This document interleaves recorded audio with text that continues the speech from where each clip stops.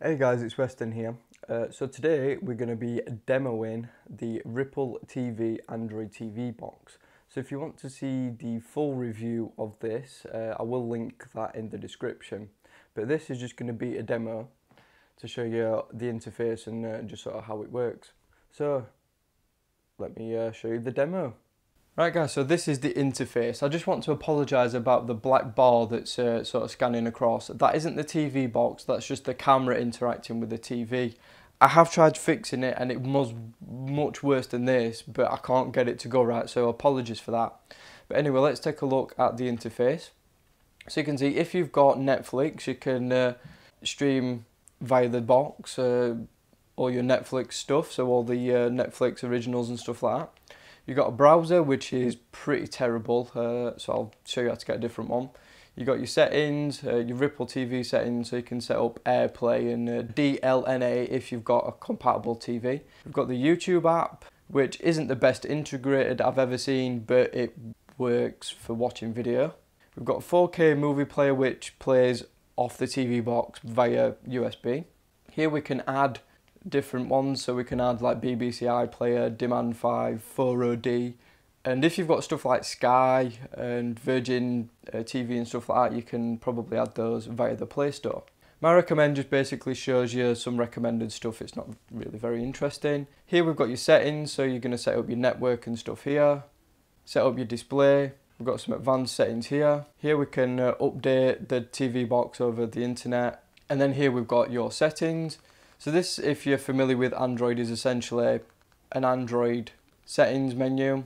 So you can tweak all that. It is basically like a phone, which is a little bit odd that they've not changed it to match the TV, but anyway. Then we've got some local stuff. So again, it's just all the same apps. You got OnLive as well, which is like a sign-up service. So you do have to create a membership, which I've not done because it didn't really interest me.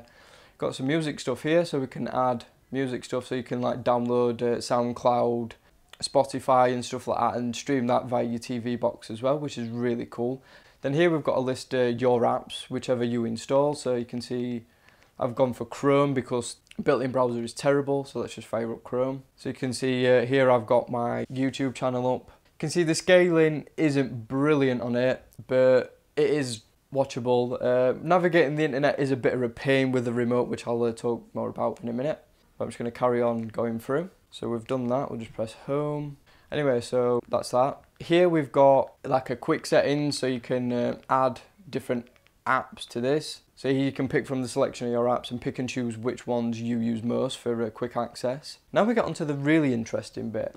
So this is like a secondary TV box in a TV box. So we kick off with music, and you can see we've got a massive selection here, so you can look at your own library. So you can attach a USB pen drive and listen to music through that. Here, for some reason, it was working this morning perfectly fine, now it won't. So in the add-ons section, you can add stuff like SoundCloud, Apple Music possibly, I don't know, and Spotify and stuff like that as well, so you can stream all that. Videos, again, we've got a massive selection of things.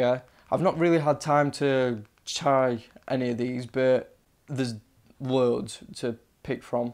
We've got Rippl-TV, so again we can access the Google Play Store, system settings, and then we've got your power, so you can like reboot, hibernate, etc, etc. Your favourites, so here you can add like favourite sort of apps and stuff. Then we've got weather, which never works.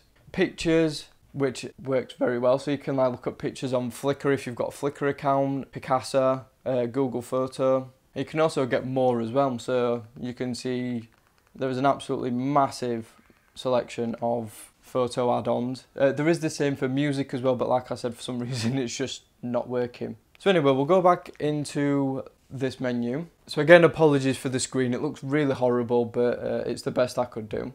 So now I've had a look at that. We're going to just show you what it's like to try and navigate the internet, which is very amusing to say the least with a remote. So we go on Chrome, and I'm going to have to somehow show you the remote, so the TV will be blurred out a little bit. So I'm going to focus in on the remote. So you can't see it very well because the lighting's pretty bad, but here you can see you've got like a button, so you can add a cursor. So you can see when they press the button, if I focus back on the actual TV, so you can see now when I use the arrow keys, it actually moves. So this is essentially how you navigate and search for stuff. So if you just click up here, you get your keyboard down at the bottom. Then what you have to do is use the controllers to go down and then select that, and then you can turn, so you press OK. But you can't actually just search from here because there's no search on the remote. So what you have to do is turn the cursor off and then use the controller to actually navigate and spell out what you want. Really not a nice way of doing things. The remote though is pretty terrible, to be honest, for trying to navigate stuff like this. And again, we'll go to another app, so we'll try BBC iPlayer. So here we've got our iPlayer. So you can see it looks very nice, but trying to actually select anything is a royal pain. So if you can hear, I'm actually pressing the buttons to search, but nothing's happening. So then you have to like use the remote cursor and it's still not working. So you have to use your cursor again to like select something. So I don't know, we'll just pick this one just for an example.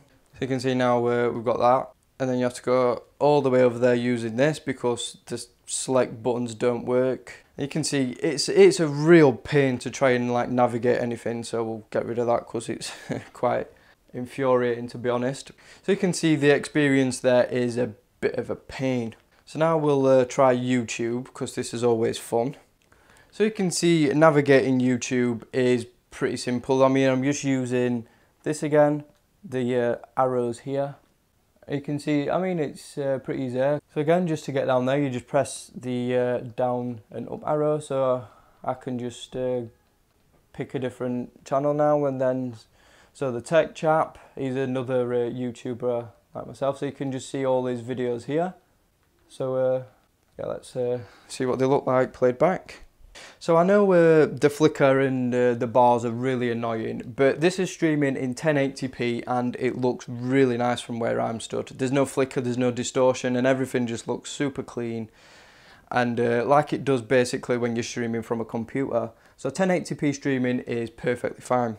Like I said, the bars and stuff won't appear on your TV, it's just the camera's picking it up, and I don't know why. So anyway, that's that. So 1080p, as long as you've got good internet, streams perfectly fine. So I've got 17 meg download, and that's perfectly fine for streaming 1080p.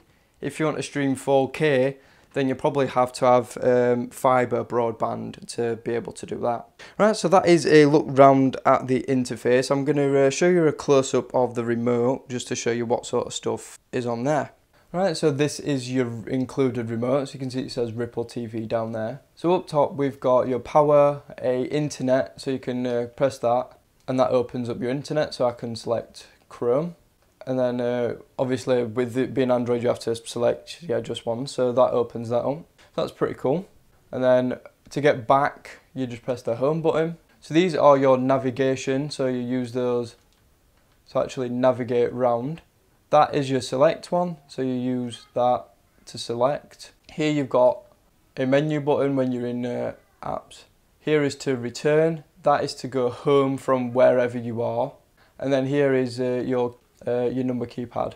It's a little bit of a shame that there isn't actually sort of a built-in keyboard on this. I've seen remotes with a like a QWERTY thingy on the back, which would have been much better for actually using this straight out of the box.